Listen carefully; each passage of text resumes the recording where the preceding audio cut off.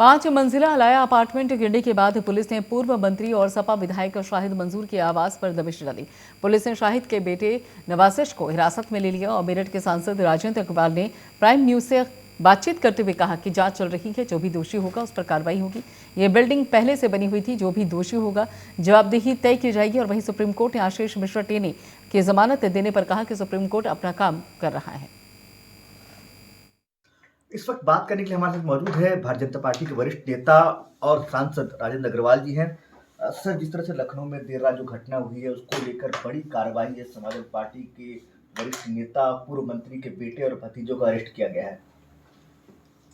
नहीं, वो कार्य जो घटना है वो इस प्रकार की है, बड़ी दुखद है। वो 5 मंजिला की बिल्डिंग बन रही थी और उसमें नीचे बेसमेंट वगैरह खोदा जा रहा था। तो ध्यान में आया कि उसमें अधिकारियों के स्तर पर भी और इस परिवार के स्तर पर भी, जो पूर्व मंत्री जी का परिवार है, अनियमितताएं हुई हैं। वो गिर गई है बिल्डिंग, उसमें हो सकता है कुछ लोगों को दबने की भी आशंका होगा, डिटेल्स उसके आएंगे। लेकिन ये बड़ी चिंताजनक है और निश्चित रूप से इस प्रकार की कोई भी घटना यदि होती है तो उसके खिलाफ कार्रवाई होनी चाहिए और सरकार कार्रवाई कर रही है। निष्पक्ष कार्रवाई हो, समय से कार्रवाई हो, दृढ़ कार्रवाई हो। माननीय योगी जी की सरकार इस बात के लिए विख्यात भी, मैं समझता हूँ कि उसका क्रम शुरू हो गया है। सर, एंगल को दूसरी तरफ से भी देखा जा रहा है। जिस तरह से इतनी बड़ी घटना हुई है, इतना बड़ा बिल्डिंग कोलैप्स हुआ है, उसको लेकर समाजवादी पार्टी के वरिष्ठ नेता का इन्वॉल्व होना, उनके बेटे का अरेस्ट होना, कहीं ना कहीं ये पूरा मामला दूसरी तरफ तो नहीं जा रहा है। नहीं, दूसरी तरफ क्या अपराध किया है, अपराध की सजा मिलेगी, सजा मिलनी चाहिए, किसी भी दल का व्यक्ति हो। हालांकि समाजवादी पार्टी का रिकॉर्ड इस मामले में इतना अच्छा नहीं है। उनको कई बार मौके प्रदेश की जनता ने दिए, पर वो उनके नेता अपना घर बनने में ज़्यादा व्यस्त रहे, प्रदेश के विकास की उनको चिंता नहीं रही। तो एक सामान्य घटना है।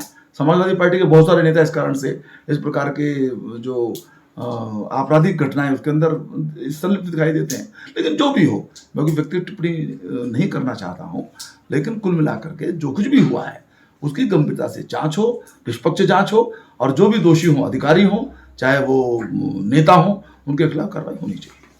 सर, सुप्रीम कोर्ट का एक बड़ा फैसला आया है लखीमपुर खीरी मामले को लेकर। बड़ा सियासत भी हुआ था, उसके बाद जमानत को लेकर याचिका लगाई गई सुप्रीम कोर्ट में। बड़ा फैसला ये आया है कि उनको 8 हफ्ते की जमानत मिली है, बशर्त कि उनको उत्तर प्रदेश और दिल्ली से बाहर रहना पड़ेगा। देखिए, मसला जो है प्रारंभ से सुप्रीम कोर्ट की निगरानी में है और उसकी सुनवाई करता है, उस फैसले देता है। और आज यदि उन्होंने ये फैसला दिया है तो ठीक है, जमानत का उनको मिली है, वो बाहर आएंगे, शर्तें हैं, शर्तों का पालन करेंगे। कुल मिलाकर के सर्वोच्च न्यायालय के द्वारा जो भी व्यवस्था दी गई उसका सबको सम्मान करना चाहिए और आगे जो भी उनका पक्ष वो रखना चाहिए। सर, आखिरी सवाल, जिस तरह से भारत सरकार ने, बीबीसी ने जो डॉक्यूमेंट्री बनाई उसको बैन किया, विदेश मंत्रालय बकायदा प्रेस कॉन्फ्रेंस कहा था उसके बाद भारत में कहीं भी प्रसारित ना किया जाए। उस तरह से जेएनयू में कल देर रात में क्यूआर कोड के थ्रू तमाम बच्चों को बांटा जा रहा है और उसको लेकर बवाल है और तमाम बच्चे देख भी रहे हैं उस डॉक्यूमेंट्री को। नहीं, देखिए, एक तो इसके 2 पहलू हैं इस बात के। एक तो बीबीसी भी स्वयं में पहलू है। किसी समय बीबीसी की विश्वसनीयता होती थी ऑब्जेक्टिव खबरें देने के लिए, परंतु आज वो बदनाम है और इस प्रकार के वो काम निरंतर करती रहती है जिसमें भारत की छवि को खराब करना, और खास तौर से जो भारतीय जनता पार्टी या उससे जुड़े हुए नेता या मोदी जी की सरकार, उसके विषय में उसका एक दुराग्रह है, पूर्वाग्रह है, उसके आधार पर वो काम करती है, सत्यों की अनदेखी करते हुए काम करती है। तो ये बहुत दुर्भाग्यपूर्ण है। अब जो फिल्म बनाई गई है, जो चर्चा सब जगह हो रही है, यानी वो गुजरात के दंगों को लेकर के है। गुजरात के दंगों में किसी भी स्तर पर माननीय तत्कालीन मुख्यमंत्री, वर्तमान में प्रधानमंत्री जी की कोई संलिप्तता पाई नहीं गई है। ये एसआईटी की जांच ने ये सिद्ध किया। वो एसआईटी तो यूपी की सरकार में बनी थी, सुप्रीम कोर्ट ने सिद्ध किया। तो सुप्रीम कोर्ट को आप नहीं मानेंगे, एसआईटी की जांच को आप नहीं मानेंगे और एक मिथ्या जो आपके दिमाग में बातें बैठी हुई उनके आधार पर फिल्म बनाएंगे, देश के प्रधानमंत्री की छवि खराब करेंगे, देश की छवि खराब करेंगे, ये बीबीसी के लिए उचित नहीं है। और इस प्रकार की चीज़ों को प्रोत्साहित करना, उसके अंदर उसको जिद करना, ये जो वामपंथी लोगों का जो एक तरीका है, ये स्वयं में भी बहुत खराब है। और मैं तो इसको एक प्रकार से राष्ट्र विरोधी ही मानता हूँ, क्योंकि वो वहाँ पर वो भारत को तोड़ने की भी बातें वो करते रहते थे। ये वामपंथियों की शक्ल था ये। तो ये जो चीज़ें हैं इसकी मर्यादा होनी चाहिए और मैं तो यही कहूँगा कि इस प्रकार के कामों में और बहुत अच्छे काम है जो करने योग्य हैं।